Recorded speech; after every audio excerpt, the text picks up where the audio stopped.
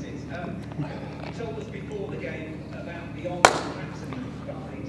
How does it feel to be captain the British and Irish Lions after one of the most incredible days in professional sport ever, I would imagine? Yeah, look, what I chatted about the other day was about how happy and lucky I was to lead the group of guys out that were going out to play, and the way they carried themselves from only having a moment's notice that the game was going ahead was fantastic today. And like, I can't reiterate how happy I am they've been able to do it and how proud of them I am. What does it say about this group of players that you've actually come through today and in the manner that you did it as well? Yeah, look, we chatted briefly about it before the game. There's any list of excuses that we could have used. We could have put each other, we could have backed out a tackle, maybe dropped the heads a wee bit, but the guys didn't. They dug in for each other, not to make sure that we kept what we want to do on track for this tour. It was obviously a very difficult day. There's a lot of guys confused, didn't get to carry out their usual match day routines. There's so many other reasons apart from the obvious ones that guys could have turned to, but they didn't. But like I said, I can't reiterate how proud I am of them. Can you explain what it was like sitting in your room this afternoon, waiting, not knowing what was going to happen until such a relatively late period? Yeah, look, we ended up getting tested twice today, sitting waiting for results. Guys not sure if not only was the game going to go ahead, if they were going to be positive, if they were going to be close contacts. So many different variables. So you're sitting sort of on the edge of your bed waiting to go. We were being told to prepare as if the game was going ahead, and I think as easy as that is to say, it's maybe not as easy to do. So you're waiting to go. All the guys, the bus was due to leave at 6:10, and at 6 o'clock the guys still weren't 100% sure. Guys were sitting in their red polos and shorts, sitting at the edge of their beds, waiting to get the all clear so we'd leave the room to go and play. And to have that sort of lack of preparation on game day, where we'd usually have a walkthrough, we'd usually share a couple of meals together, we would usually have a very different day that we had today. But for the guys to pitch up the way they did, it's great. 2 matches played in Africa, 2 wins and 50 points scored in both of them. You must be delighted with how the tour has started, at least on the rugby field. Yeah, look, I think the guys have been excellent, preparing for the games and obviously carrying out their roles within the games. They've been two, although it mightn't seem it in the scoreboard, 2 very difficult games. Guys getting through, playing at altitude, trying to get their breath, trying to put their hand up for that test spot, but at the same time being as good a team player as possible. I think it's been great to see, and I said earlier on, and I fully mean it. I think we're challenging Gats and giving Gats more headaches, which is good for us and good for him. It's probably the sort of day that should end with a beer and a sing-song in the team room. Are you allowed to do that? We've had a sing-song, no beers as of yet, but we'll wait till we get back to the hotel and see what's put on for us. Thank you, Iain, and congratulations. Cheers.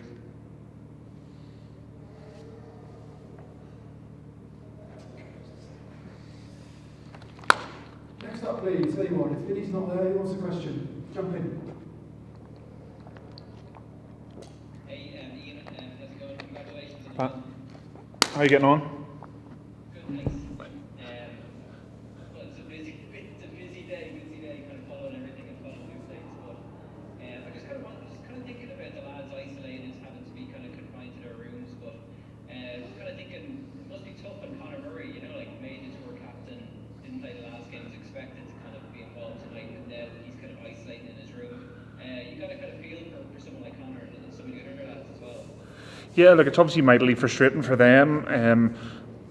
That was the guys who managed to get released from their hotel rooms today are probably the lucky ones.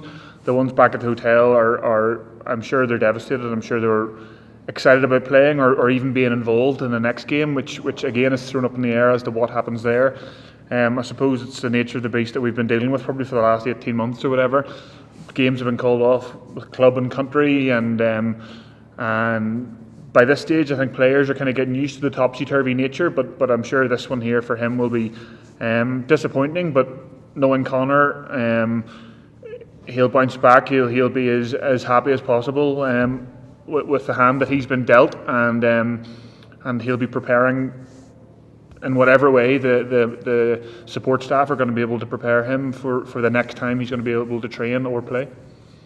And what's the sense, like, you know, for you guys, is for us, we're kind of looking at it from afar, we're seeing, like, you know, Georgia, the Bulls, the Springboks, yourselves, positive tests. It seems a bit mad as well, but, you know, what's your sense from people over there? I know you're not getting to talk to as many people in South Africa as you normally would, but, you know, are they just full on wanting this tour to stay on and just keep going if it can? Yeah, well, it's difficult because we wouldn't see anyone from outside of our bubble, like no one at all. We get up, we go to get on the bus, which is cordoned off. We get on the bus and go to training, in through gates which are cordoned off, and on the training field, and back on the bus and back to the hotel. That's all we get. The hotel staff would be the only people that maybe cooking food or behind the hotel desk would be the only ones that you might have a touch of getting in contact with, but. Looking at it from like a media point of view, obviously a lot of teams getting cases. It's rife over here, and like this is an upset that I'm sure the management had planned for. I don't think it's overly surprising given the amount of cases and how readily it's spreading over here. But for the guys to pitch up the way they did, like I said again, I'll say it again, I'm real proud of them. Okay, cheers, Ian. Thanks for that. Cheers. Let's go back at some stats here during the week, and I know it's something we were with, say, O'Gara being a big week captain of the line, you had Rory Betts, Doug O'Callaghan, then you had O'Driscoll captain in his own 5, O'Connor in 9, and O'Reilly taking over. Was there something there, do you think? What the Irish players are, the leadership in there's no way he's going to captain because he's coming up. Was there something there, do you think, or is it just coincidence? I don't know. I said it might just be coincidence. I'm not 100% sure. I think I wouldn't be usually one for believing in coincidences, but I can't think of any specific logical reason right now as to why there would be. I don't know, to be honest. Cheers. Congratulations on the captaincy and on the win. Do you have any fear as players and yourself privately that all this work you put together here and that you're doing over there, and also the beach that you're building, that ultimately just come over the scope of what you're made of today, which takes away everything and the test game is kind of fun. How do you deal with that presence of the players, that element of kind of non-knowledge? Well, I suppose like for a lot of the players here, they won't get test caps, so it's about enjoying the whole experience. It's like the guys are getting up for these games as much as they, I reckon, if you compare to the times, would be getting up for test caps. Like, and it's about enjoying the experience and taking every opportunity to do that. I think that if you didn't do that, and if you knew the test if there was going to be no test series, we would enjoy these games as much as we could possibly. So I suppose that would probably be a similar logic. Definitely a logic I think I would take to ensure, I suppose, that we have as good a time as possible on and off the field, and hopefully the test games do go ahead, and these games are preparing us well for them. Hopefully they do, and it does look like you're putting yourself in a pretty good position right now. You're playing very well. Yeah, like I said, everyone's trying to put their hand up for a position, and the more headaches it gets, the better. And I think we're turned out to be an incredibly tight bunch of lads, and I think it's great. You can definitely see the team bonds thriving in the squad, and I think we're seeing that on the pitch, and hopefully we continue to see it for the rest of the tour. Tim, is that up as loud as it goes? Yeah, just about, yeah. I lost one now and then.